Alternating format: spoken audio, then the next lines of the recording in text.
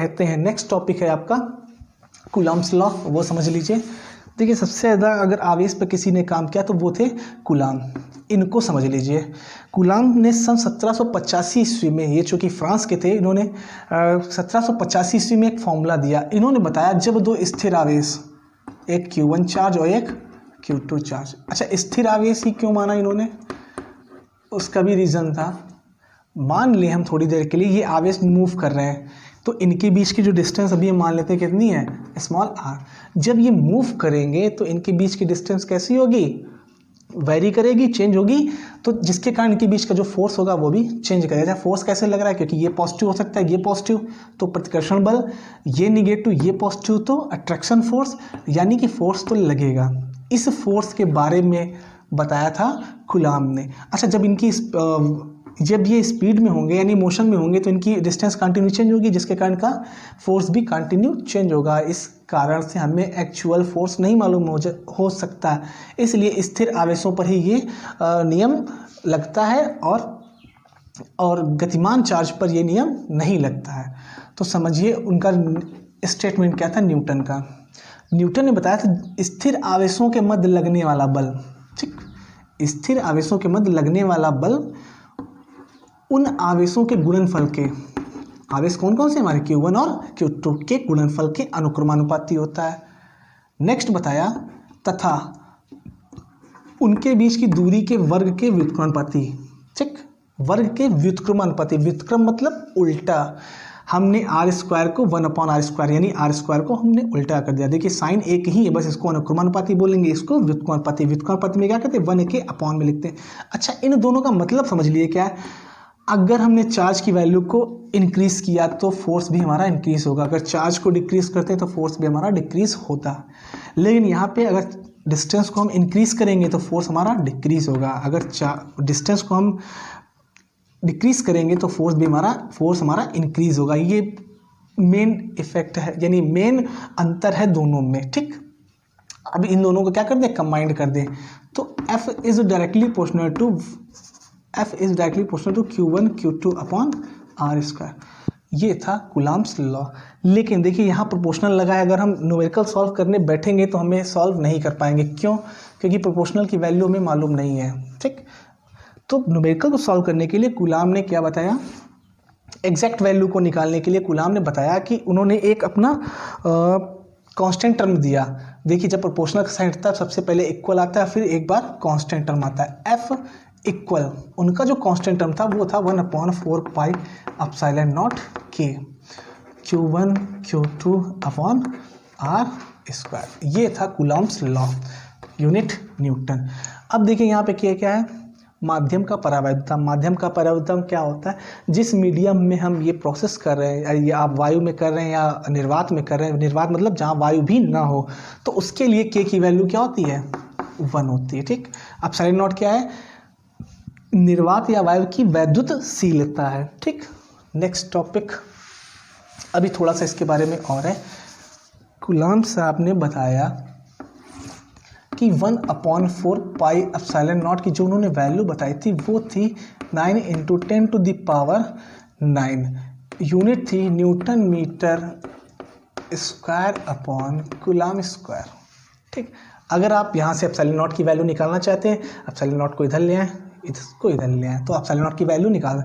देखिए आपके board exam में अक्सर पूछ देता है एप्सिलॉन नॉट की विमा,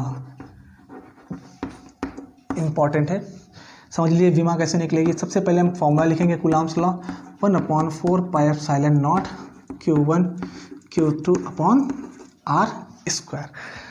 एप्सिलॉन नॉट की विमा निकाल तो एप्सिलॉन नॉट को यहाँ ले आएंगे, 1/4 पाई, यहाँ बचेगा Q1 Q2 upon r² F, ठीक। अब देखिए यहाँ पे आपने फर्स्ट ईयर में पढ़ा होगा कि कांस्टेंट टर्म की कोई विमा नहीं होती है, तो इसकी भी विमा नहीं होगी। कूलाम की विमा, क्योंकि डायरेक्टली कूलाम की कोई विमा नहीं होती, इसको फॉर्मूले में चेंज करना पड़ेगा। Q बराबर हमने बताया था आपको IT, तो इसकी जगह हम IT लिख दें, इसकी जगह भी IT लिख दें अपॉन ये r², ये फोर्स। I की यूनिट होती है आपकी, सॉरी I की विमा होती है A, T की विमा होती है T। I की विमा A, टी की विमा टी अपॉन डिस्टेंस को हम लिखते हैं एल से, चूँकि स्क्वायर है तो यहाँ पे 2, देखिए इसको स्क्वायर पढ़ेंगे, यहाँ पे इसको 2 पढ़ेंगे, ठीक। अब फोर्स की यूनिट, फोर्स की विमा होती है mlt - 2। अब देखिए यहाँ पे ये A2 हो जाएगा, स्क्वायर नहीं बोलेंगे, T2, इसको क्लोज। यहाँ देखिए L2 और L, तो L3, यहाँ पे M, यहाँ पे T - 2, ठीक।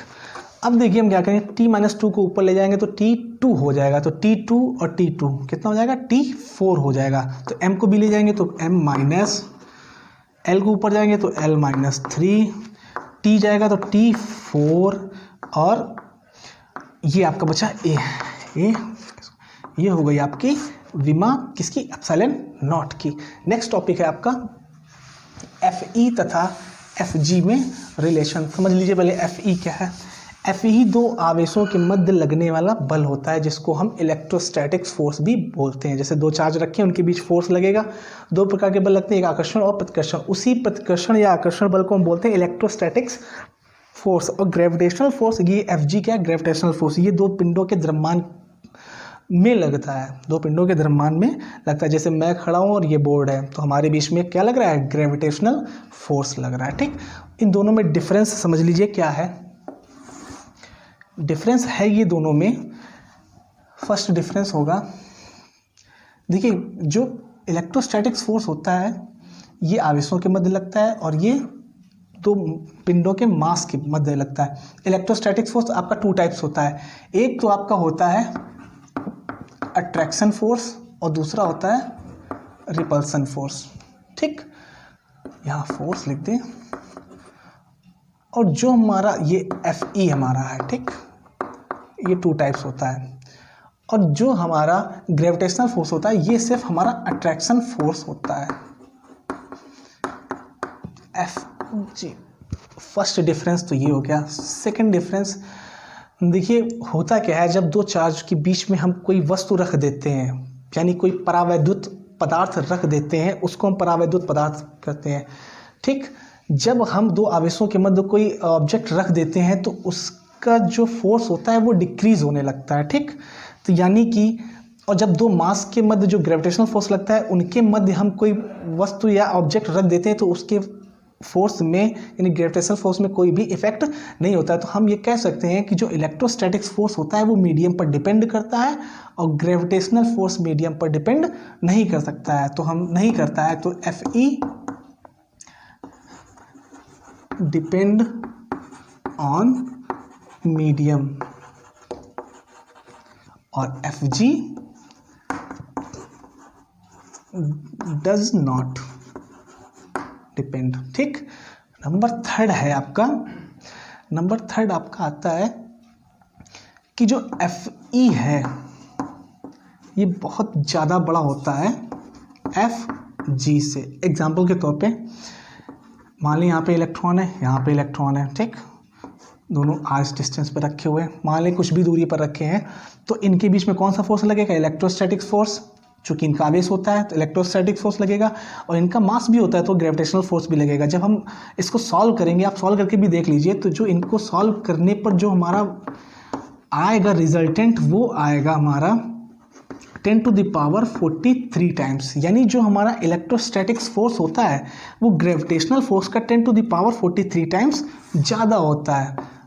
अगर यही केस प्रोटॉन का हो, इसका भी चार्ज होता है, इसका भी मास होता है, तो यहाँ पे जो आएगा ये आप करके भी देख सकते हैं, FG ये आपका आएगा 10⁻36 टाइम। देखिए यहाँ पर भी इलेक्ट्रोस्टैटिक फोर्स बहुत ही ज़्यादा बड़ा है, किससे, ग्रेविटेशनल फोर्स से। तो हम कह सकते हैं कि जो हम दैनिक जीवन में हम कोई फोर्स महसूस करते हैं वो कौन से होते हैं, इलेक्ट्रोस्टैटिक्स फोर्स होते हैं, क्योंकि ये ज़्यादा प्रभावी होते हैं और ये हमें महसूस भी हो सकते हैं। और जो ग्रेविटेशनल फोर्स होता है ये इतना प्रभावी नहीं होता है, हमको महसूस भी नहीं होता है। नेक्स्ट आपका टॉपिक आता है कूलाम के नियम का महत्व, इंपॉर्टेंस ऑफ कूलाम्स लॉ। देखिए इसका महत्व क्या है, बहुत ही इंपॉर्टेंट टॉपिक है। ये समझने के लिए आप बड़े डीपली तरीके से समझना। मान लिया हमारे पास एक न्यूक्लियस है, सॉरी एटम है हमारे पास, यहाँ पे आपके न्यूट्रॉन होते हैं, यहाँ पे आपके प्रोटॉन होते हैं। चूँकि ये दोनों देखिए आपके पास टोटल 3 फोर्स होते हैं, ठीक।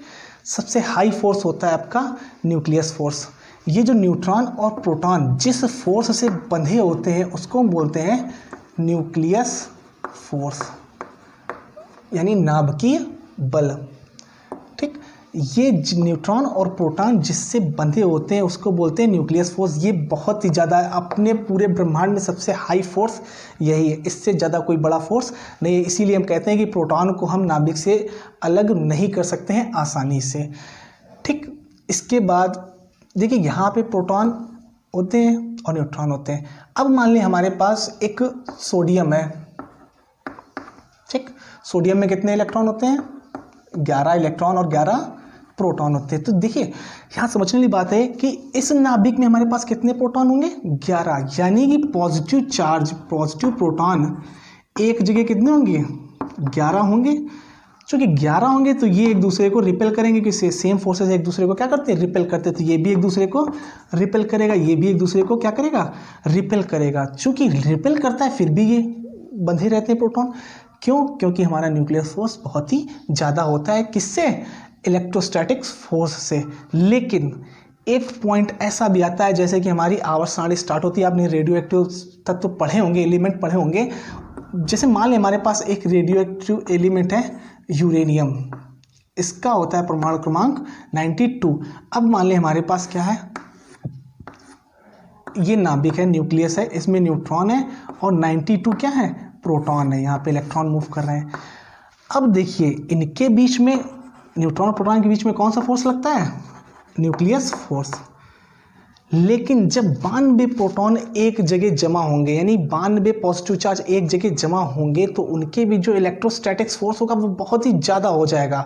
उस कंडीशन में क्या होता है, जो हमारा इलेक्ट्रोस्टैटिक्स फोर्स होता है और ये जो हमारा न्यूक्लियस फोर्स है, इस न्यूक्लियस फोर्स से हमारा क्या ज़्यादा हो जाता है? इलेक्ट्रोस्टैटिक फोर्स इस कंडीशन में हमारा ज़्यादा हो जाता है और न्यूक्लियस फोर्स हमारा कम हो जाता है। किस कंडीशन में? जहाँ से रेडियो एक्टिव सीरीज स्टार्ट हो जाती है। उसका सबसे बेसिक कारण ये है क्योंकि यहाँ पे बहुत ज़्यादा 92 प्रोटॉन एक जगह पॉजिटिव चार्ज जमा हो जाएगा, तो उनमें रिपल्सन फोर्स ज़्यादा लगेगा, यानी इलेक्ट्रोस्टैटिक फोर्स ज़्यादा लगेगा।